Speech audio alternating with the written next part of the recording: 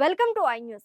అంతర్జాతీయంగా మరోసారి యుద్ధ మేఘాలు కమ్ముకున్నాయి. అగ్రరాజ్యం అమెరికా, ఇస్లామిక్ దేశం ఇరాన్ మధ్య మునుపెన్నడూ లేనంతగా ఉద్రిక్తతలు పెరిగాయి. తాజా పరిణామాల్లో ఇరాన్ మిలిటరీ బలగాలు బహ్రెయిన్, కువైట్ దేశాలపై డ్రోన్లు, క్షిపణులతో విరుచుకుపడ్డాయి. అమెరికా జరిపిన వైమానిక దాడులకు ప్రతీకారంగానే తాము ఈ చర్యకు పాల్పడినట్లు ఇరాన్ రివాల్యూషనరీ గార్డ్స్ ప్రకటించింది. ఈ దాడులతో పశ్చిమాసియాలో ఒక్కసారిగా హై అలర్ట్ ప్రకటించారు. చమురు రవాణాకు అత్యంత కీలకమైన స్ట్రెయిట్ ఆఫ్ హార్ముజ్ జలసంధి వేదికగా ఈ ప్రమాదకర వ్యూహాలు నడుస్తున్నాయి. అసలు ఇరాన్ ఎందుకు బహ్రెయిన్, కువైట్లను టార్గెట్ చేస్తుంది? అమెరికా అధ్యక్షుడు ట్రంప్ ఇచ్చిన హెచ్చరిక ఏమిటి? దీనికి సంబంధించిన పూర్తి వివరాలు ఇప్పుడు చూద్దాం.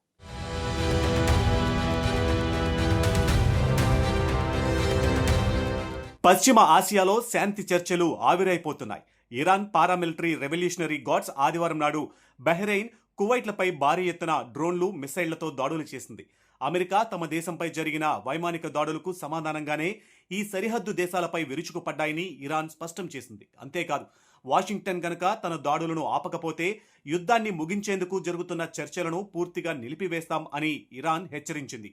నిజానికి ఓమాన్ తీరానికి సమీపంలో ఉన్న స్ట్రైట్ ఆఫ్ హోర్మోజ్ జలసంధి గుండా అంతర్జాతీయ నౌకల రాకపోకల కోసం అమెరికా నావికాదళం శనివారం కొత్త మార్గాన్ని విస్తరిస్తున్నట్లు ప్రకటించింది.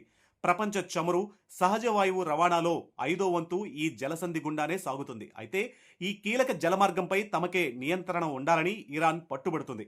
ఈ క్రమంలోనే ఖతార్ ఇంధన సంస్థకు చెందిన కీకు అనే పనామా జెండా కలిగిన చమురు ట్యాంకర్పై శనివారం ఉదయం ఇరాన్ దాడి చేసింది. ఈ ట్యాంకర్ ఖతార్ నుంచి బయలుదేరి యుఏఈ వైపు వెళ్తూ ఉండగా ఇరాన్ దాన్ని టార్గెట్ చేసింది. ఇరాన్ అగాంతకాలకు అమెరికా గట్టిగానే బదులిచ్చింది.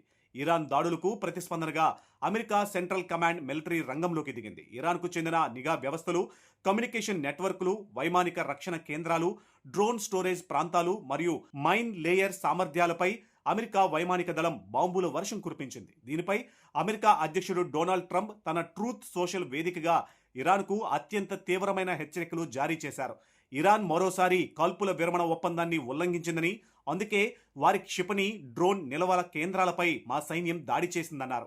అమెరికా ఇక ఎంత మాత్రం ఓపికగా ఉండలేదని, మిలిటరీ పరంగా ఈ పనిని పూర్తిగా ముగించాల్సి వస్తుందని, అదే గనుక జరిగితే ఇక ప్రపంచ పటంలో ఇరాన్ అనే ఇస్లామిక్ రిపబ్లిక్ ఉనికిలోనే ఉండదంటూ ట్రంప్ హెచ్చరించారు. అమెరికా దాడుల అనంతరం ఇరాన్ పంపిన డ్రోన్లు, మిసైళ్లను తమ ఎయిర్ డిఫెన్స్ సిస్టమ్స్ అడ్డుకున్నాయని కువైట్ మిలిటరీ ప్రకటించింది. కువైట్లో అమెరికా ఆర్మీకి చెందిన ప్రధాన బేస్ ఉంది. మరోవైపు బహ్రెయిన్ విదేశాంగ శాఖ ఇరాన్ చర్యను తీవ్రంగా ఖండించింది. ఇది ఇరాన్ కావాలనే చేస్తున్న క్రమబద్ధమైన దురాక్రమణ అని, బహ్రెయిన్ సార్వభౌమత్వానికి, తమ పౌరుల భద్రతకు ఇది ముప్పని పేర్కొంది. బహ్రెయిన్లో అమెరికా నావికాదళానికి చెందిన 5వ ఫ్లీట్ బేస్ ఉంది. ఈ దాడుల బాధ్యతను ఇరాన్ రెవల్యూషనరీ గార్డ్స్ అధికారికంగా స్వీకరించింది. కువైట్లోని అల్ అసద్ ఎయిర్ బేస్ను తాము టార్గెట్ చేసినట్లు తెలిపింది. Iran supreme leader Ayatollah Mojtaba Khamenei ఆధ్వర్యంలో నడిచే ఈ రెవల్యూషనరీ గార్డ్స్ కాల్పుల విరమణను ఉల్లంఘిస్తే చర్చలు పూర్తిగా ఆగిపోతాయని స్పష్టం చేసింది. తాజా దాడులతో గల్ఫ్ రీజియన్లో ఎప్పుడు ఏం జరుగుతుందో తెలియని యుద్ధ వాతావరణం నెలకొంది.